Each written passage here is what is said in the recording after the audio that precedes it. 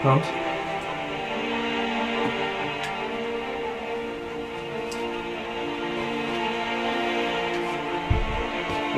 You need to read some inspirational quotes or anything? No. Sure? Just the music.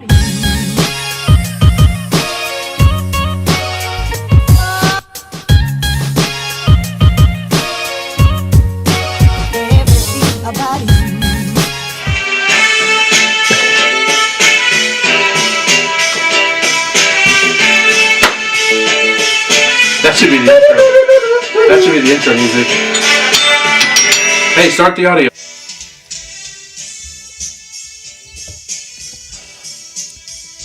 Hi now, brown cow. We're live? We're live. We're live. Are you sure? Welcome to the show. Show's on? Show's on. I don't Show's believe- on. Show's on. I don't believe you. Show's On. on. You know what I'm talking about. Welcome, customers and contractors. This is Home Construction with Josh and Scott. I'm Josh. And I'm Scott. Mm-hmm. We're back. It's episode 2. Episode 2. Yeah. What do you think of the first episode? I dug it. Of course, you know, It was a good first try. it was a good first try. So let's keep moving forward here.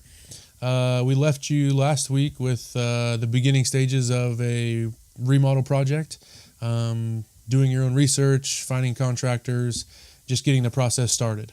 This week, we're going to start off with now you found your contractor. Contracts may have been signed, you've agreed on a price, and we're moving forward. Mm-hmm.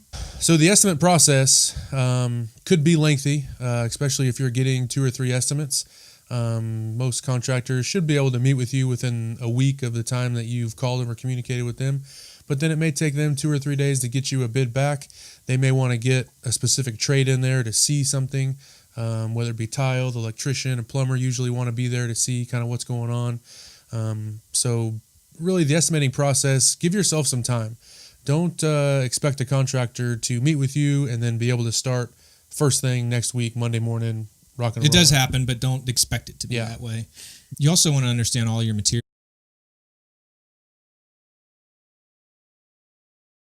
So we're talking about materials. We had the camera cut off. We're talking about materials.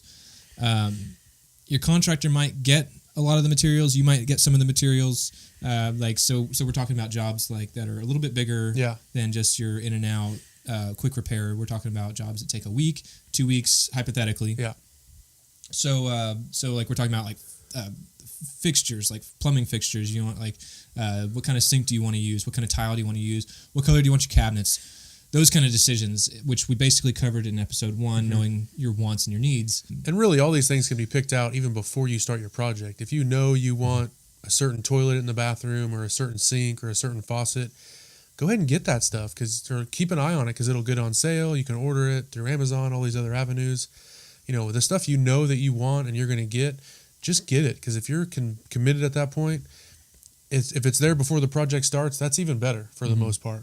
You usually understand what kind of materials you're going to get for your customer, and you can understand, if you communicate well, what's already going to be supplied. And so, like, whenever I do a tile material, or whenever I do an estimate for tile, normally I always remember to tell them, if you want to pick out the tile, it just makes it a whole lot easier for you to pick out the tile, pay for the tile. I could pick it up, you could pick it up, whatever you want, but my price is going to include labor and all materials minus A, B, or C, which is A is usually always tile.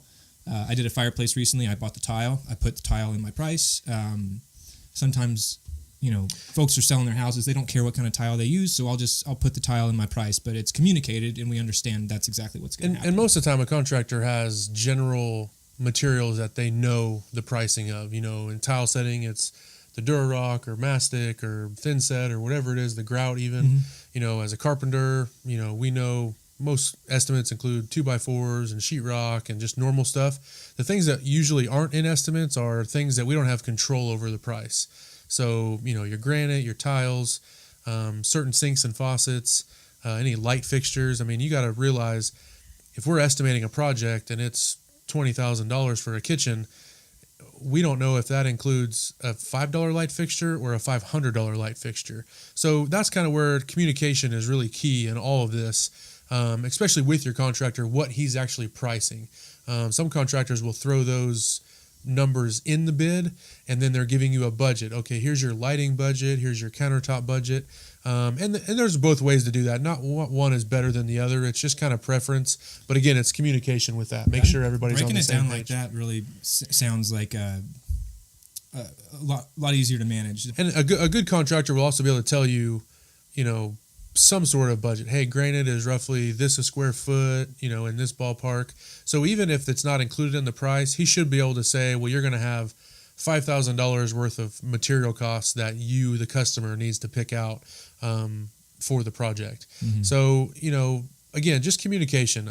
There's no dumb questions, for lack of better explanation. And I think that's a great way to approach any job. Most of the customers I come across with tile, folks know that they know visually what they want, but there's so many questions that it's overwhelming, because I can notice that a customer's not asking any questions, and I'll just start just sending out all this information, because I feel like I can't really feel them out. Maybe I need to ask them more questions, but there's no dumb question. You just got to keep asking and get an understanding as to all the details that are going to go on with your job. So now you're starting to pick stuff out. The contract's been signed. You're communicating with a start date, and schedules are syncing up as far as some customers like to go on vacation in the beginning, or just being out of town or whatnot. The next thing for you as the customer to do is to prep your house for your remodel. It sounds like maybe obvious, but if you're doing a kitchen, everything has to be out of the kitchen. All your pots and pans, your silverware, your cups. We'll even do just a bedroom remodel where we're adding some crown molding, doing a windowsill, maybe new flooring or something. You got to get everything out of there so we can get to work when we show up. I'm not a furniture mover. I don't, we do help out in some instances, if it's a big bed or a big, that goes back to communication. Say, hey, Absolutely. I can't lift all this stuff. Charge me to put it in the price to move all this stuff and put it back. And when you're moving other people's stuff, you have to be very careful, and that takes time, and you don't want to rush it. So accommodate for that in your price and your budget as well. Another good point would be to, let's say we were doing a bathroom remodel a while back. That the bathroom was backed up to the living room, and the customer had a bunch of artwork and family photos all over the wall. And, we're tearing the bathroom out.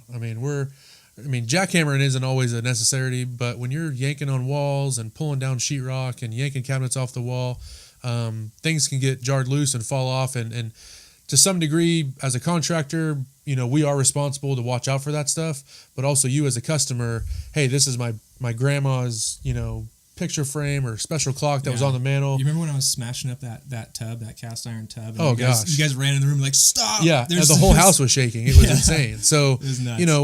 we're very methodical, or a good contractor would, know his guys to be careful in that instance, but because we're not trying to destroy your whole house, obviously. So just the part we're working on. Just the part we're working on. So just prepare your house for people to be in there. If you have expensive things and you're, paranoid, put it away. Of course you should trust the contractor at this point, and hopefully you do. Hopefully you're not letting them in. Accidents happen, dude. Yeah. They just happen. As long as you take the initiative to try to cover your butt, we're doing that. We want you to do the same thing. That's basically it. A couple examples of certain questions you should be asking, like, should I move my car out of the garage? Is there power outside? Is there water outside? I don't know how many hours I've spent looking outside for water just to realize it's behind the gate. Well, and also, asking questions as a customer, as a contractor, we're wanting, we're coming in 8, 9 o'clock in the morning to your house. If you're still there and haven't left for work yet, be kind of courteous to us, because when we're loading and unloading our vehicles, it's pretty handy to be at the garage or right near the front door if possible. Mm-hmm. If you're in the garage and parked and we roll in and start unloading, and then we have to stop what we're doing and, go move cars. So communicate that as well. Hey, as a customer, ask, hey, do I need to move my car by a certain time? Yeah. Let us know what day trash day is, so we're not blocking your trash cans. Exactly. I think there's a certain effort that you have to put in to make sure that, because everybody's different, you have to adapt to every location and every different customer, every different job. Yeah. So, usually the first couple days is really good at kind of wiggling. And, is there a garage code? Do I need to worry about, waking somebody up? Animals, dogs. Dogs. Dogs. Don't let them out. Cats too. you really need to make sure you ask those questions right in the beginning. As a contractor, hey, do you have a cat that I have to worry about? I don't see a dog, but do you have a dog I have to worry about? I have a question. Yeah. Okay, well, what happens when you open up the walls and you realize there's a much bigger problem that wasn't involved with any of the agreements? It's not involved in your contract. It's just out of the blue. You got mold or some other issue. What do you do? Yeah. So how do you get by with that? Unforeseen issues, I'm not going to say are common, but they do happen. So unforeseen issues, going right back into the communication. A contractor is demoing. He sees something, a broken this, a moldy that, whatever the scenario is. He should stop right then and there. Either take a photo, take a couple photos, send them to you, try to communicate. Hey, we've come across this. Most of the time, he or she should kind of do some preliminary work. Hey, this is mold. We're going to have to replace 8 2x4s. Here's the cost. Hopefully, he's coming to you with, here's the issue, here's the cost, the estimated cost. Do you want us to move forward, or do you want us to stop here and wait for you to come investigate for yourself? And that's just kind of a courtesy on our end as contractors, because we see an issue, we shouldn't just fix it and then charge you and then not tell you that. Yeah, exactly. You could create a lot of issues there on both sides, really, without communicating those issues. Well, I feel like there's there is this battle that he's adding on because he wants to make more money. Yeah, and if you're not in the know, is like, well, this is priority. This is unexpected. I'm not just trying to, it's gonna be $600 to fix this issue. Sure. Like, oh my God, like you're screwing me. It's not always the case. Sometimes some guys are out there to screw you. And I've been on projects too where the customer, I would communicate that. I'd send some pictures. I'd say, hey, here's the issue.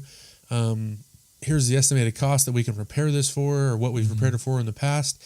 And the customer just said, nope, let's stop. Clean up, leave for the day. Can you meet me this afternoon when I get off work or at lunch, and let's discuss it in further detail? You completely have the right to do that. That is totally, if the contractor gets offended by that, then, it's such a hard deal because it's tricky. It's hard on both ends. It stops your project. It stops your productivity. It stops your money making, and you have to deliver bad news to a customer that there's this issue that's going on. But as long as you communicate it, you can find common ground, or you can say, hey, let's just fix it, or hey, don't do it at all. I'll take the responsibility as a customer. Like what I usually do, if that comes up, through my business or one of our projects together, I kind of just approach the customer and say, listen, this was unforeseen. We understand. We don't want you to feel stuck like we're trying to just upcharge everything. So usually I'll just say, we'll do this repair for time and material, which essentially means I'm going to charge you this per hour, and I will give you all the receipts for the material cost, and this will just be added in. So, it's not more or less than what's expected, and it's just, it's kind of the way it goes. So week 1, week 2, all materials for the whole project should be on site within reason.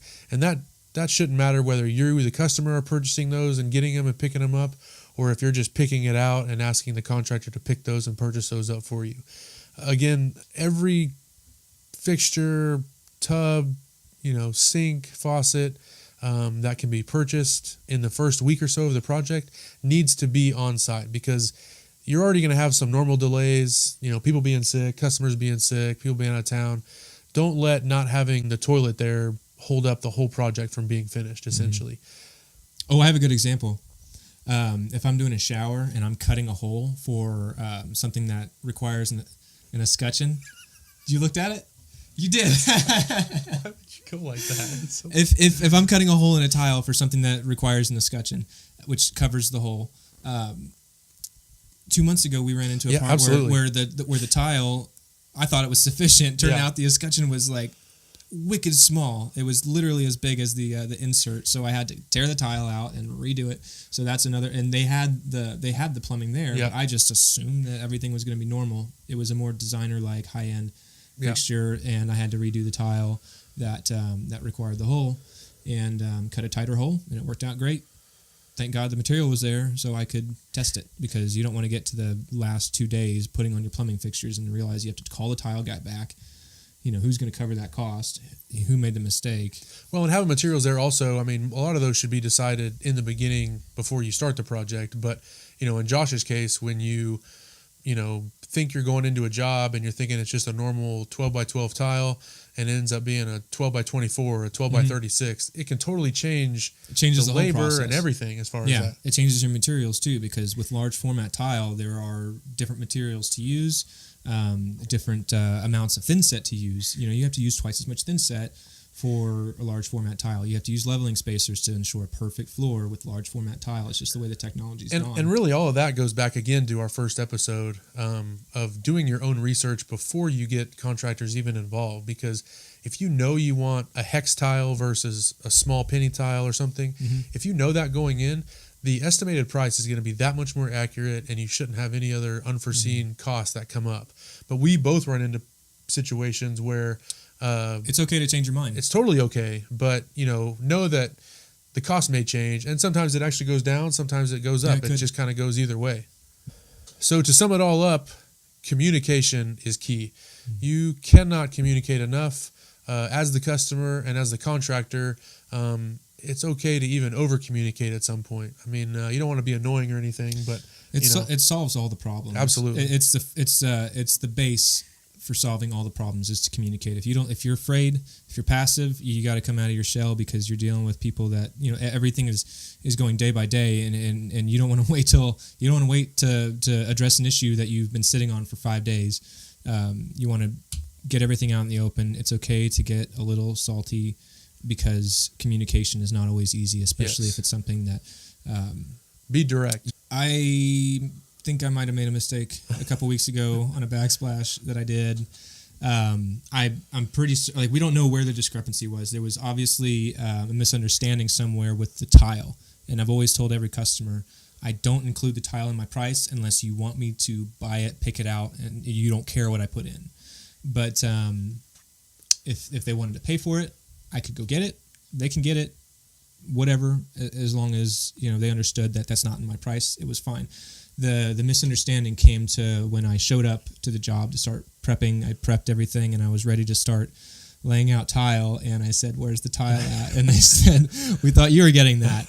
So I wasn't worried about where the problem started. I was worried about the solution. So I got on the phone. I already knew what kind of tile they wanted, and I got the tile. It took a couple of days. Luckily, I had the time. So it doesn't always work out that way. Sometimes you take a loss because of a mistake, but this And time don't it let a worked small out. issue like this turn into a bigger issue or a big argument. No. It's not about pointing the finger right or wrong. Just get through it, communicate, and move on, because ultimately, as a contractor, we want to get your project done. For example, I also started a bathroom remodel this past week, actually in the Paseo district, which is kind of difficult around this Oklahoma area to work with. They knew they had some water issues and some leaking stuff, so we were going to plan on replacing studs and some flooring, decking, and such. Well, they also wanted to raise the ceiling in there, so we took out the old ceiling, and the roof was actually leaking at some point. I haven't even heard about So this. all the 2x4s are completely rotted out in the ceiling, all the way to the roof. We took the ceiling out of the bathroom. You can literally see daylight up through the roof. So for me, instantly stopped my guys from demoing, took some pictures, called the customer, said, "Hey, we have an issue. If you got time, because it was kind of a bigger deal for me just to throw a price at it right then and there. So I said, let's get together. Let's communicate with this. Your thoughts, because we don't have to raise this. We could just repair the roof and move on, because they had like 7-foot ceilings in the bathroom. They wanted 9. So we could raise it, but then we're getting into roof, which obviously was not part of our original bid. So You're lucky that you found the problem, and you can offer a solution. Yeah, and that's really what it is. I mean, hopefully the contractor that you picked out is going to be honest enough with you to say, "Hey, your house is already destroyed. We're not going to take you for all you're worth at this point." Again, going back to my point earlier, time and material, that's the words that you should hear when you come up with issues as big as what I'm dealing with, or even, Josh's issue didn't have the same scenario, but it still lacked a little communication. And It happens. It happens.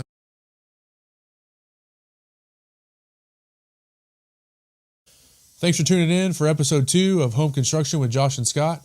Tune in next time, where we will continue the process of your home renovation. And if you have any questions, make sure to leave them in the comments below. If you like the video, give it a thumbs up, share it, all that kind of good stuff. We really appreciate you listening, watching, and all that.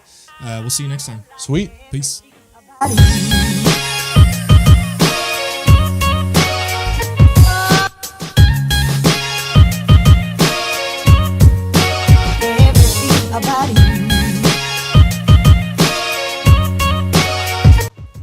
Well, All right. this has nothing to do with anything we talked about. You know that feeling when you get like a new tool? Scott knows exactly what I'm talking about. Do you know that feeling like even like a small cheap tool? Tools are the best. I got a 15-piece set of core bits. Stop it. Diamond core bits. Diamond? There's like two different methods for you can like you either embed it within the steel, which is the expensive one. Oh, now you're a Corbett or genius all you of a sudden? coat it. I really have no idea what I'm talking about when it comes to Corvettes, but I love the feeling of buying new tools. Corvette, Corbett's? core bits. Let's Google Corbett. Corbett? Or you're saying core? It's 2 words. Uh huh. Yeah, it's 2 words. Core Sweet. bits. Rock and roll. Give me 5. You. Gosh, That's funny. Well, yeah, let's go check it out, man. Let's go cut some tile up. Let's see how those bitches work. Let's go use them. let's try it out. Let's check it out. Let's try it out. Rock and roll. Yeah, I have some tiles left over from a job. Oh, you have some tiles. Tiles left over from a job.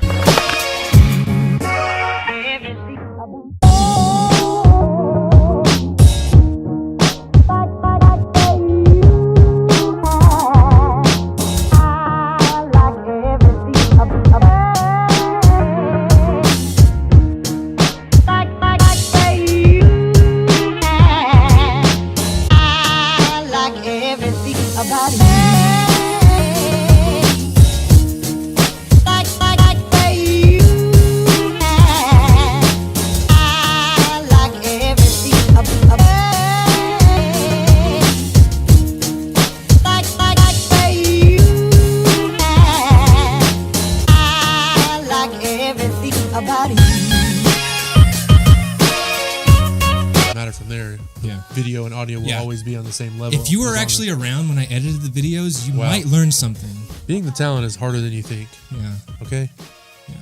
Yeah. Okay. I wouldn't know. There. You've already fucked the whole thing up now. Whatever. Oh, I just ruined everything, huh? Yeah.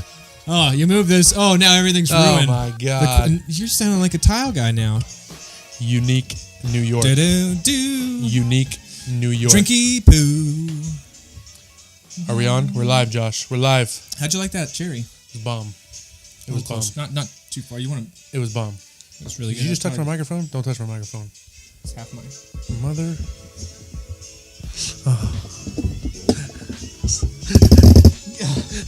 Like want to get away from you as fast as possible. All right, we're getting stronger here.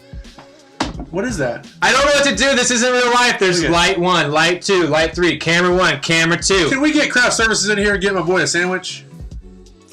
How you gonna give me a high five? No. High five me, Josh. Give me a high High five me. Give me a high five. Give me a high five. All right, so Fucking weirdo. All right, let's start doing Scott some picks. Hendricks likes wood planers. Which came first, the planer or the egg? Egg. The The wood wood, or the planer? the profile or the planer?